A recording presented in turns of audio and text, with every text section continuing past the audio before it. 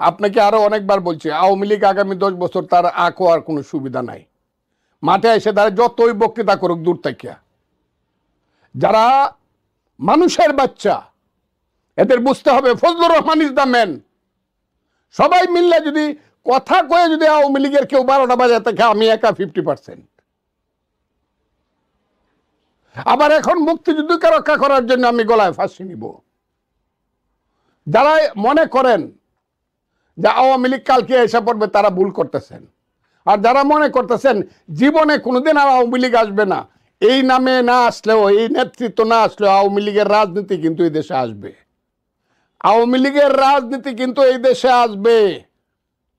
ওই যে গণতন্ত্র, ধর্মনিরপেক্ষতা, বাঙালি জাতীয়তাবাদ, সমাজতন্ত্র, এই রাজনীতি কিন্তু আসবে। এটা এখান থেকে কিন্তু নিশ্চিহ্ন হবে না, এটার পিছনে মানুষ থাকবে।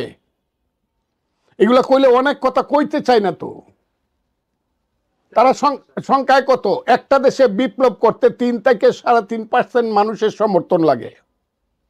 ওই যে 3 থেকে 3.5% মানুষ কত? 60 লাখ। কথাটা খুব বুঝার চেষ্টা করেন। 60 লাখ মানুষ আন্দোলন করছে, 3 থেকে 3.5% মানুষ আন্দোলন। এটা কি সব কি বৈষম্য বিরোধী ছাত্র আন্দোলনের বা জামাতের লোক?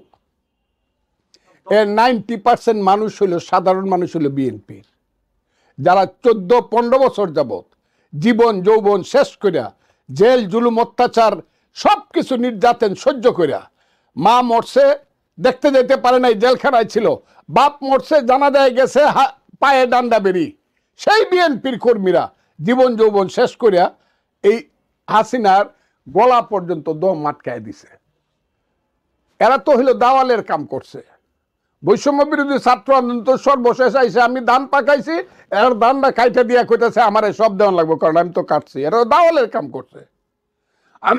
আমাদের ভাটি এলাকায় দাওয়াল যায় বৈশাখ মাসে, আমরা ফসল ফলাই গৃহস্থরা করে, কিন্তু ওরা কাটতে দেয়। কাটতে দিলে 8টা কাটলে একটা নেই। ওরা ইমানদার। এখন এরা তো সব নিতে চায়, আমার কিছু দিতে চায় না, দেশের জনগণকে কিছু, এরা সব নিতে চায়। আমরা যেহেতু কাটছি কাজে সব দান আমাদেরকে দাও, এটা তো ঠিক না। এটা ছাত্র জনতার আন্দোলন, সারা দেশের মানুষের আন্দোলন এটা। কাজে ক্রেডিট যদি কিছু থেকে থাকে সমস্ত দেশের মানুষের।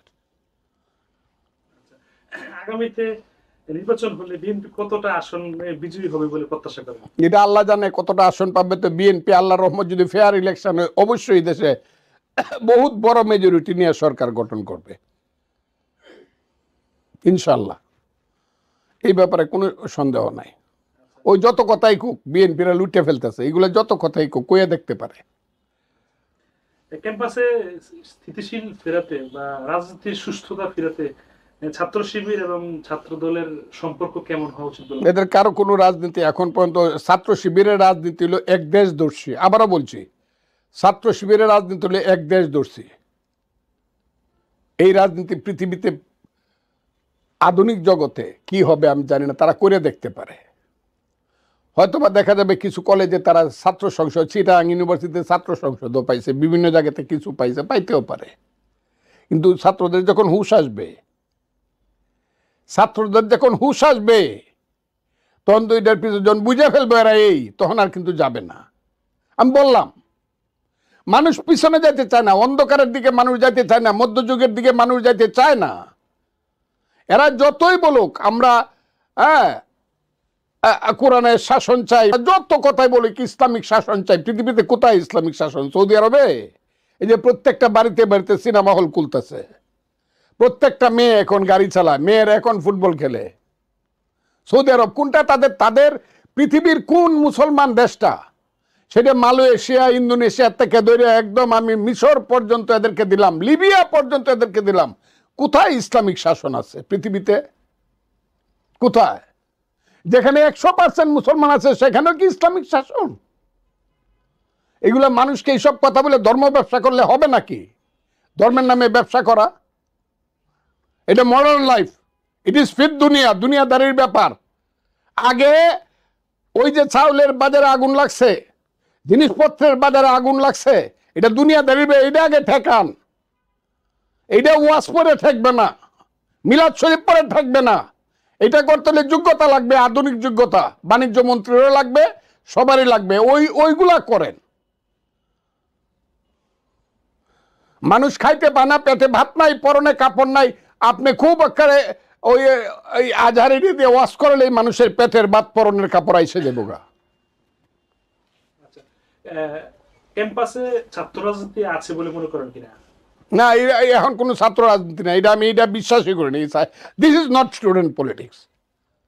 স্টুডেন্ট পলিটিক্স যদি আপনাকে দেখতে হয় তাহলে 1874 সনে যাইতে হবে, যেখানে আনন্দমোহন বসু এবং প্রেসিডেন্ট এবং আনন্দমোহন বসু, সুরেন্দ্রমোহন ব্যানার্জি দুইজনে মিলে ভারতীয় ছাত্র ফেডারেশন 1874।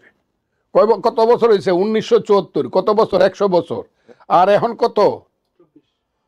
24 আর 26 কত? 25 আর 26 51 বছর।